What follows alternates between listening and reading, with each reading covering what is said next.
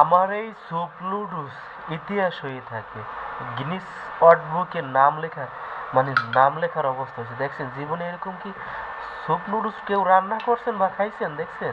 মানে কোনো ভাজা ছাড়া শুধুমাত্র সব কিছু একসাথে দিয়ে বসাই দিচ্ছি, যেভাবে গরুর গোস্ত রান্না করে না, ঠিক সেইভাবেই কিন্তু আমি বসাই দিচ্ছি।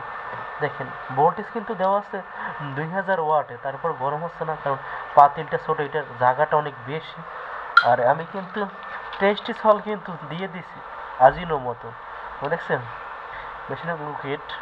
এটা হচ্ছে 18 গ্রাম, এটার দাম হচ্ছে 10 টাকা। দেখছেন সর্বোচ্চ মূল্য।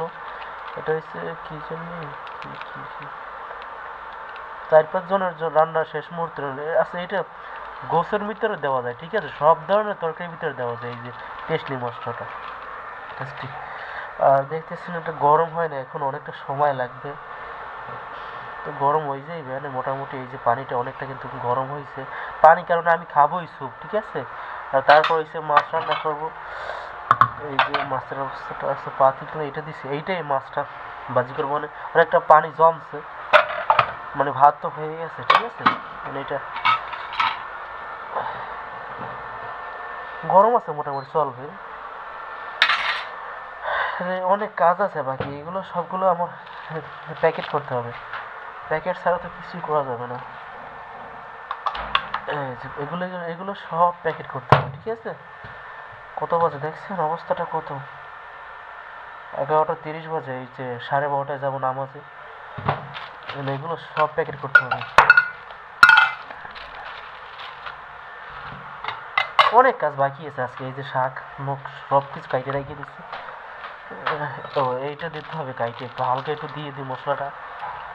মশলাটা আর একটু দিয়ে দিই, ঠিক আছে নাকি। এই সাইড দেখে মেশে দেখে মেশে দিচ্ছি মশলা।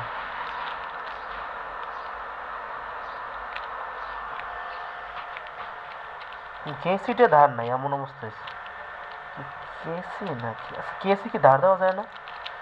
আমার এই কেসিটা ধার দিতে হবে। মানে ধার বলতে কি, মানে পানি তো নাই। দিব না পর দোকান, ঠিক আছে।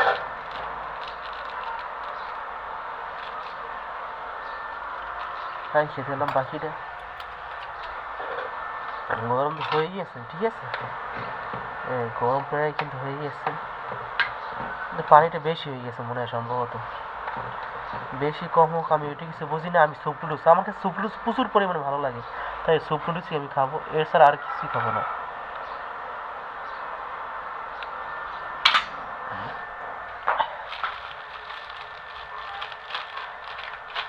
আর রসুনগুলো বাঁচতে হবে।